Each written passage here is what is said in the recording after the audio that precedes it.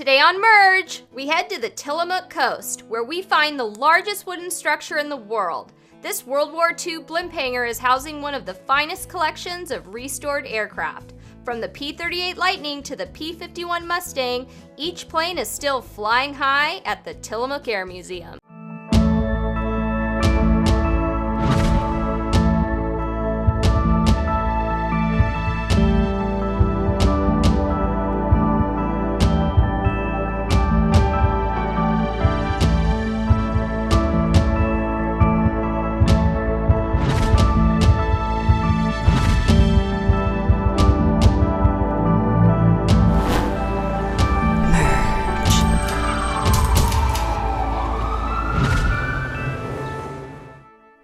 Red leader, this is gold leader.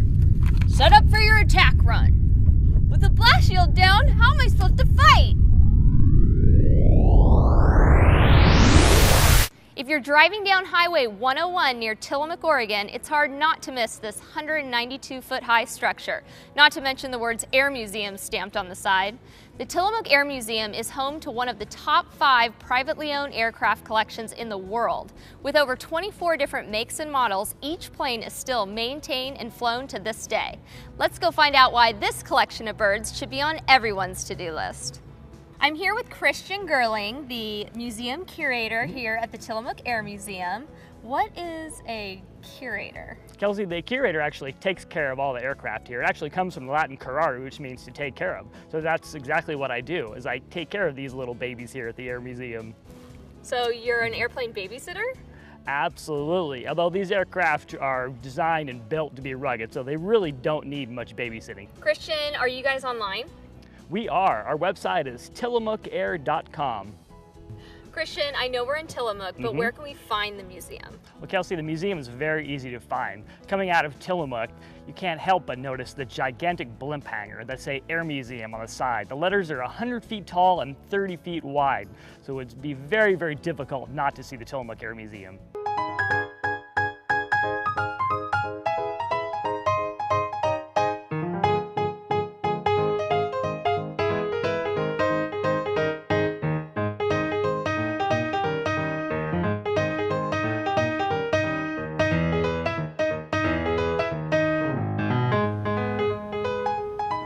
Christian, we are standing in this huge building, and I'm actually on an airplane, and I'm still not even close to the ceiling.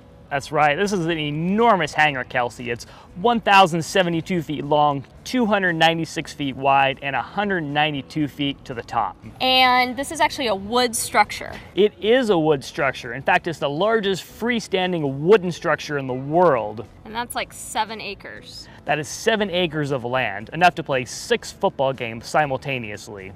When was this building built?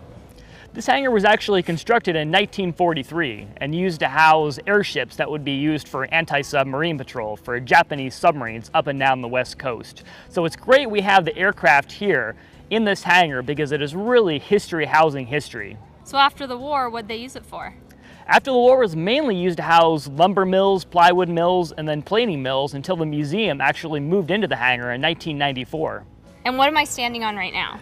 We're standing on a P-51D Mustang. Is it true that all these aircrafts still run and operate today? They do. Unlike most air museums that say their airplanes are airworthy, ours are not only airworthy, but they actually do fly on a regular basis.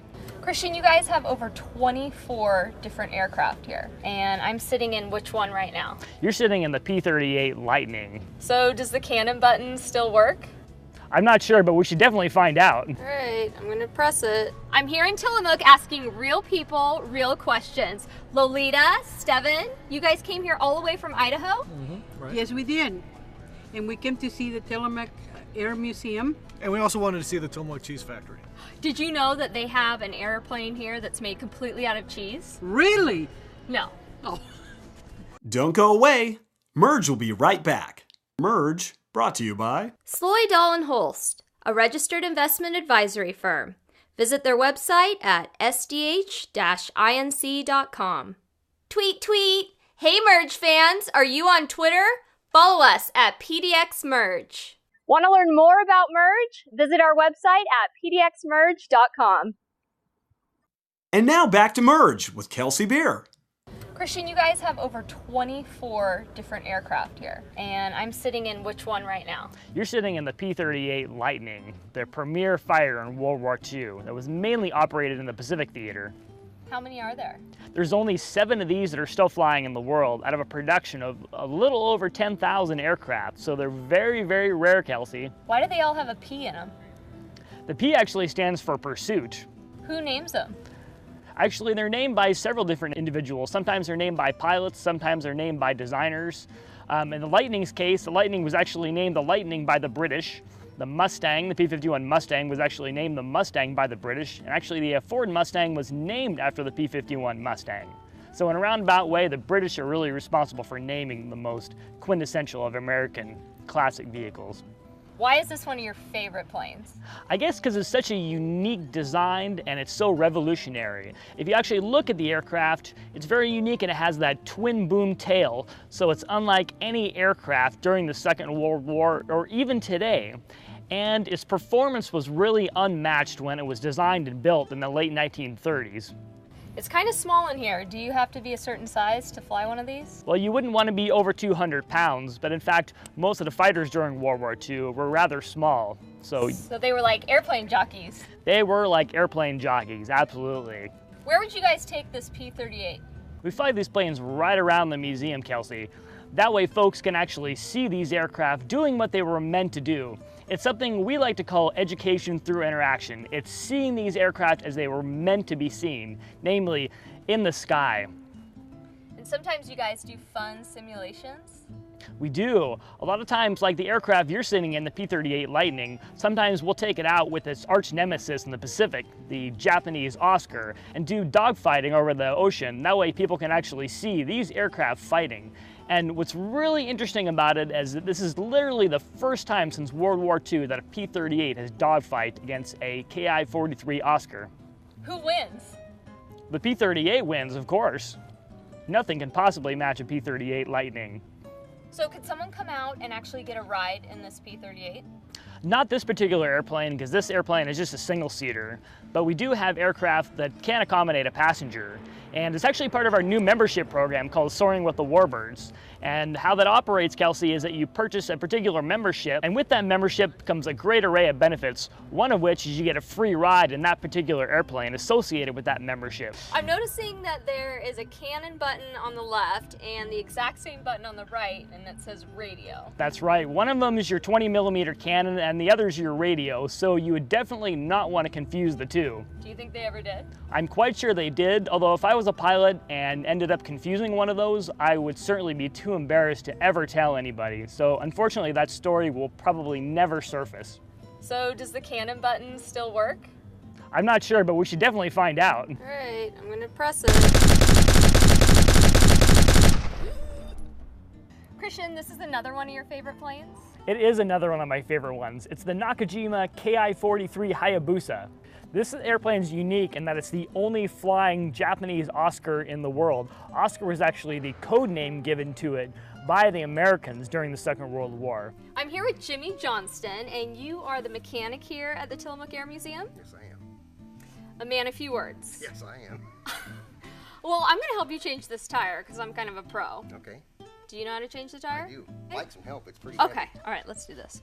Okay, Jimmy, we're gonna change this tire. The first thing you need to do is, I don't know. We need to take those clips off. Okay, I'm gonna need my hammer. sure, Oh my God, that is not a hammer. right. Don't go away. Merge will be right back. Want to find out where Merge is filming next? Like us on Facebook and be in the know. Have an idea for the show? Send it to us at pdxmerge.com. And now back to Merge with Kelsey Beer. Christian, now we're in the exhibit hall, which is also part of the museum, and this is a fun area to come and look at some great artifacts that have been donated to the museum. That's right. We have a lot of great wartime and aviation-themed artifacts in the exhibit hall here. Those range from World War I to the present. Some of the more interesting ones that I find intriguing are pieces of the great German airship, the Hindenburg, helmets from Nazi Germany, Japanese battle flags, and various other artifacts. So everything in here was donated. That's right. They were donated by various individuals over the years, and a lot of them come from visitors as well, who happen to see a like item here in the exhibit hall and have a particular item in their basement or their attic, and they think, boy, wouldn't this be a great place to permanently store and preserve this artifact?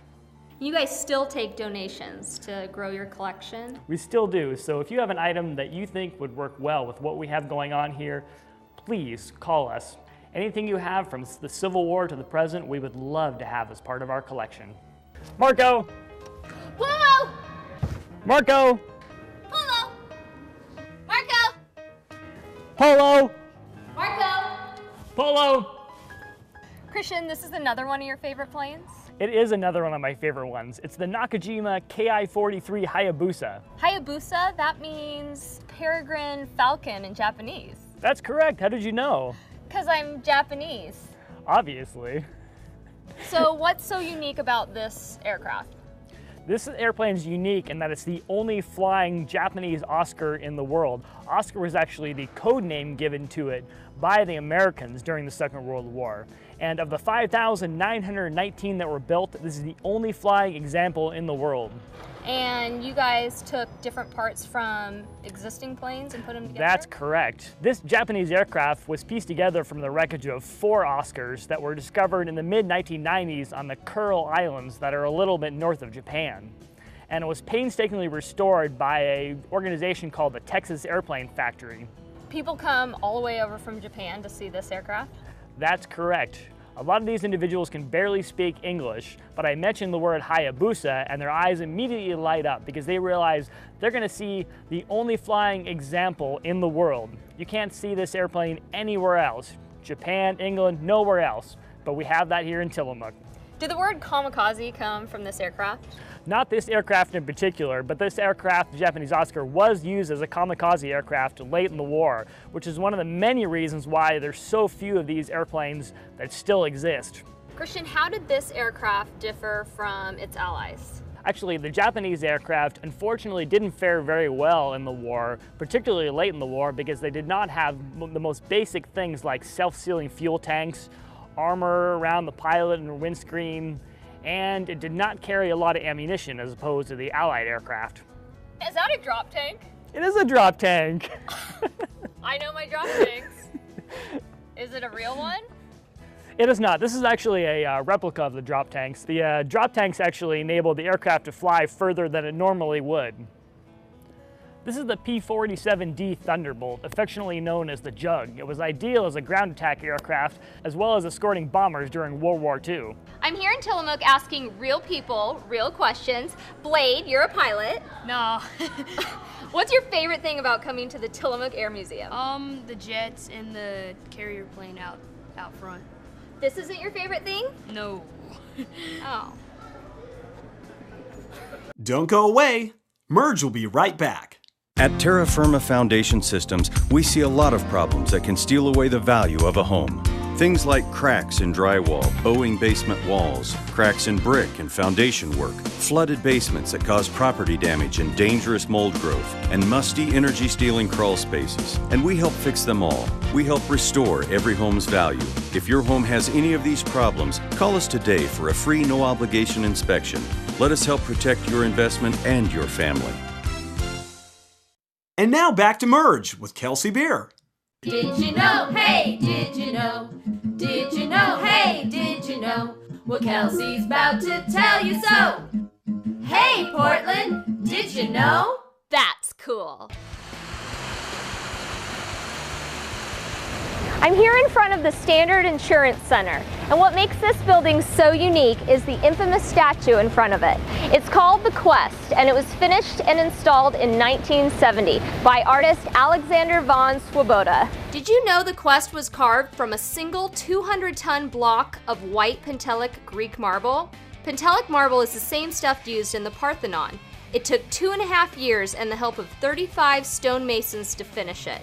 Lovingly referred to by Portlanders as 3 groins in a fountain or family night at the Y, the finished sculpture weighs 17 tons. So like it or not, it's not going anywhere.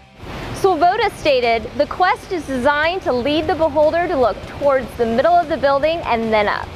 In other parts of the country, people might consider this behind closed doors artwork. But not in Portland. We don't even bat an eye and we stick it right in the middle of the city. That's cool. Blimp dog.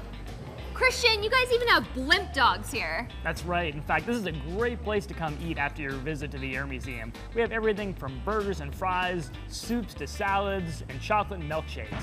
And after you fill up, you can go over to the gift shop and get a souvenir. That's right. The gift shop's a great place to get your aviation-related souvenir. We have everything from jackets to sweaters, mugs, shot glasses, models, you name it, we have it. I think I know what my souvenir is. What? That airplane right there. That airplane? That is a real airplane there. It's called a Quickie. It was a home-built aircraft. In fact, the gentleman who donated it, who lives in Portland, he flew that from Oregon to Central California. But it doesn't fly anymore? Just over the cafe. This is the P-47D Thunderbolt, affectionately known as the Jug. It was ideal as a ground attack aircraft, as well as escorting bombers during World War II. Is this another one of a kind? It is. Kelsey, they built close to 16,000 of these during World War II, and unfortunately there's only less than 10 of them that are still flying in the world, ours being one of those that flies on a regular basis. Do the machine guns on the outside still work? They don't, unfortunately, but it was a force to be reckoned with during World War II. It actually had 8 50 caliber machine guns, so you would certainly not want to see one of these airplanes if you were one of its enemies. How did they get these aircraft to the guys on the front line? It's a very interesting story, and that most of these aircraft were flown from the factories to the front lines by women. These women were known as WASPs, an acronym that stood for Women Air Service Pilots. And they also helped construct some of the airplanes? They were actually affectionately known as Rosie the Riveters. They were actually the women that actually built these airplanes. And women were really ideally suited to build these airplanes because they could fit in these small nooks and crannies inside the bellies of these airplanes. So women performed a very vital function during the Second World War. A lot of people don't quite realize the role that women played. Without women, the war definitely would not have been won. So without women, we pretty much wouldn't be able to do anything. We certainly would not have won the war, that is for certain. I knew it. The Tillamook Air Museum is an adventure through aviation history. Next time you're driving or flying by, stop in and experience it for yourself. You won't find a warbird collection with as many stories than the aircrafts at the Tillamook Air Museum. Tower 1, we're ready for takeoff.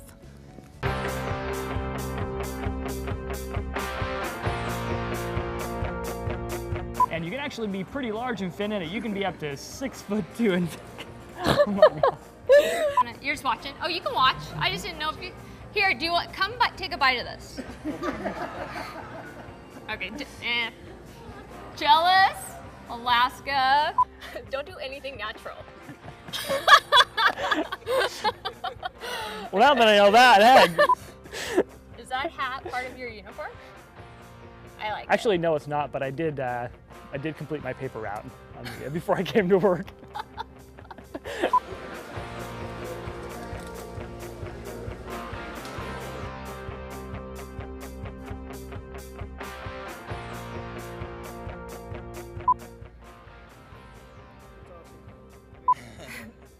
Why are you so buff?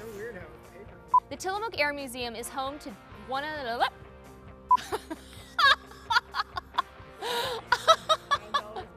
Yeah, okay.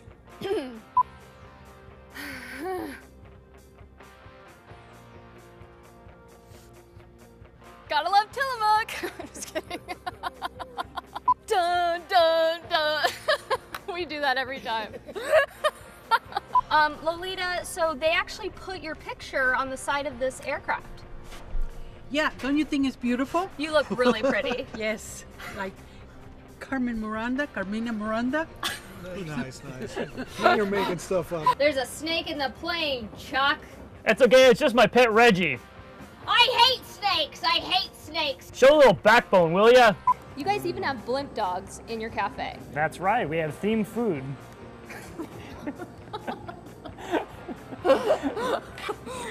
Blimp dog. Christian, I love blimp dogs. With the black shield down, how am I supposed to find them? Flash. Shield blast. You have a black shield down too, man. All right, It's ready? a Okay, ready? With the black shield down, how am I supposed to see them? No, how am I supposed to fight. How am I supposed to fight? With the blast shield down, how am I supposed to fight? Tower 1, we're ready for takeoff.